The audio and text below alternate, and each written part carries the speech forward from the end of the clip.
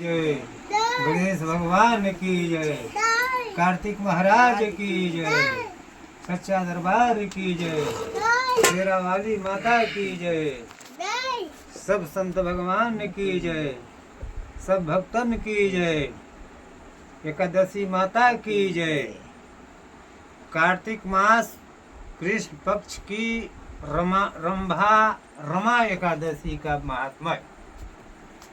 युधिष्ठिर ने पूछा, जनार्दन मुझ पर आपका समय है, अतः आप कृपा करके बताइए कार्तिक के कृष्ण पक्ष में कौन सी एकादशी होती है।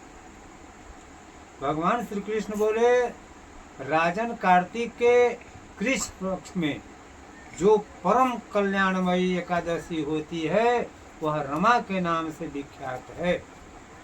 रमा परम उत्तम है और बड़े बड़े पापों को हरने वाली है। पूर्व काल में मुचकुंद नाम से विख्यात एक राजा हो चुके हैं, बस कल से जो भगवान श्री विष्णु के भक्त और सत्य प्रतिज्ञ थे। निष्कपट राज्य का शासन करते हुए उस राजा के यहाँ नदियों में श्रेष्ठ चंद्रभागा कन्या के रूप में उत्पन्न हुई। राजा ने चंद्रसेन कुमार शोभन के साथ उसका विवाह कर दिया। एक समय की बात है, शोभन अपने ससुर के घर आए। उनके यहाँ दशमी का दिन आने पर समूचे नगर में ढिंढोरा पिटवाया जाता था कि एकादशी के दिन कोई भी भोजन न करे, कोई भी भोजन न करे। वह डंडे की घोषणा सुनकर शोभन ने अपनी प्यारी पत्नी चंद्रभागा से कहा, प्रिय, अब मुझे इस समय कन्या क्या करना चाहिए, इसकी शिक्षा दो। चंद्रभागा बोली, प्रभु, मेरे पिता के घर पर तो एकादशी को कोई भी भोजन नहीं कर सकता।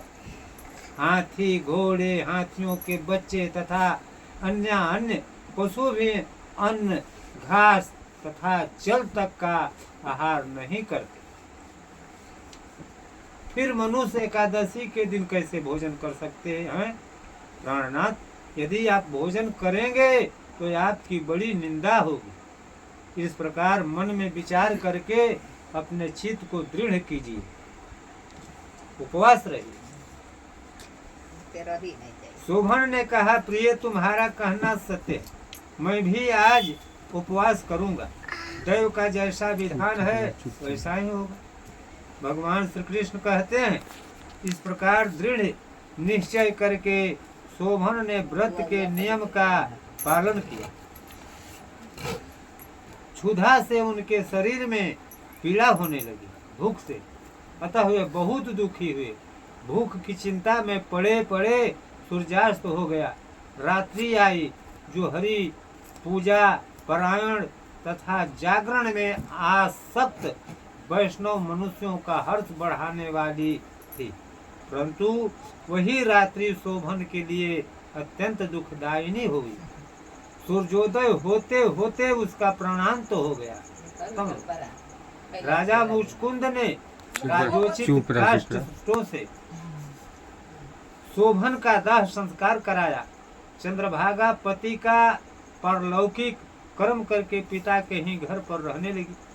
नृपश्रेष्ठ रमा नामक एकादशी के व्रत के प्रभाव से शोभन मंदराचल के शिखर पर बसे हुए परम रमणीय देवपुर को प्राप्त हुआ। वहां शोभन द्वितीय कुबेर की भांति शोभा पाने लगा। राजा मुचकुंद के नगर में सोम शर्मा नाम से विख्यात एक ब्राह्मण रहते थे। वे तीर्थ यात्रा के प्रसंग से घूमते हुए कभी मंदराचल पर्वत पर गए। वहां उन्हें शोभन दिखाई दी। राजा के दामाद को पहचान कर वे उनके समीप गए। पहचान गए कि तो राजा का भाई दामाद है। शोभन भी उस समय द्विज श्रेष्ठ सोम शर्मा को आया जान शीघ्र ही आसन से वो भी पहचान गया, उठकर खड़े हो गए और उन्हें प्रणाम किया। फिर क्रमशः अपने ससुर राजा मुचकुंद का, प्रिय पत्नी चंद्रभागा का तथा समस्त नगर का कुशल समाचार पूछा। सोम शर्मा ने कहा, राजन, वहाँ सबकी कुशल है, यहाँ तो अद्भुत आश्चर्य की बात है। ऐसा सुंदर और विचित्र नगर तो कहीं किसी ने भी नहीं देखा होगा। बताओ तो सही, तुम्हें इस नगर की प्राप्ति कैसे हुई?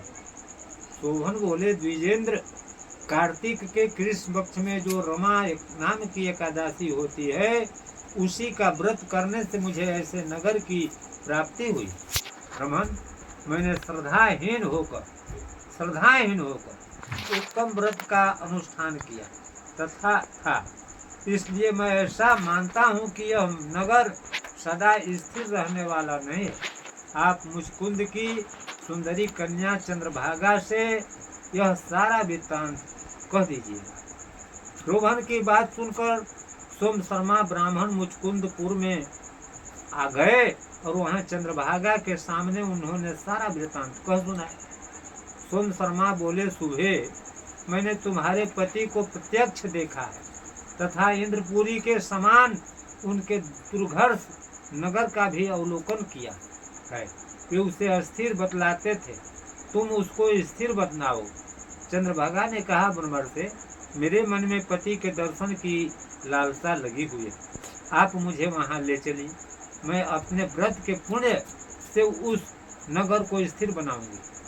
भगवान श्री कृष्ण कहते हैं, राजन, चंद्रभागा की बात सुनकर सोम शर्मा उसे साथ ले मंदराचल पर्वत के निकट वामदेव मुनि के आश्रम पर गए।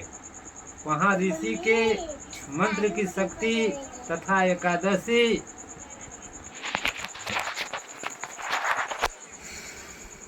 सेवन के प्रभाव से चंद्रभागा का शरीर दिव्य हो गया, सुंदर हो गया तथा उसने दिव्य गति प्राप्त कर ली। इसके बाद वह पति के समीप गई। उस समय उसके नेत्र हर्षोल्लास में से खिल रहे थे। अपनी प्रिय पत्नी को आई देख शोभन को बड़ी प्रसन्नता हुई। उन्होंने उसे बुलाकर अपने बाएं भाग में सिंहासन पर बिठाया। तदंतर चंद्रभागा ने हर्ष में भरकर अपने प्रियतम से यह प्रिय वचन कहा, नाथ, मैं हित की बात कहती हूँ, सुनिए। पिता के घर में रहते समय जब मेरी अवस्था 8 वर्ष से अधिक हो गई, तभी से लेकर आज तक मैंने जो एकादशी के व्रत किए हैं और उनसे मेरे भीतर जो पुण्य संचित हुआ है, उसके प्रभाव से यह नगर कल्प के अंत तक स्थिर रहेगा, अभी अचल रहेगा तथा सब प्रकार के मनोवांछित वैभव से समृद्धशाली होगा। नृपश्रेष्ठ, इस प्रकार रमा व्रत के प्रभाव से चंद्रभागा दिव्य भोग, दिव्य रूप और दिव्य आभरणों से विभूषित हो अपने पति के साथ मंदराचल के शिखर पर विहार करती है। राजन, मैंने तुम्हारे समक्ष रमा नाम की एकादशी का वर्णन किया है। यह चिंतामणि तथा कामधेनु के समान सब मनोरथ को पूर्ण करने वाली है। मैंने दोनों पक्षों के एकादशी व्रतों का पाप नाशक महात्म्य बताया है। जैसी कृपा कृष्ण पक्ष की एकादशी है, वैसे ही शुक्ल पक्ष की भी है। उनमें भेद नहीं करना चाहिए। जैसे सफेद रंग की गाय हो या काले रंग की, दोनों का दूध एक सा ही होता है। इसी प्रकार दोनों पक्षों की एकादशियां समान फल देने वाली है। जो मनुष्य एकादशी व्रतों का महात्म्य सुनता है, वह सब पापों से मुक्त हो श्री विष्णु लोक में प्रतिष्ठित होता है।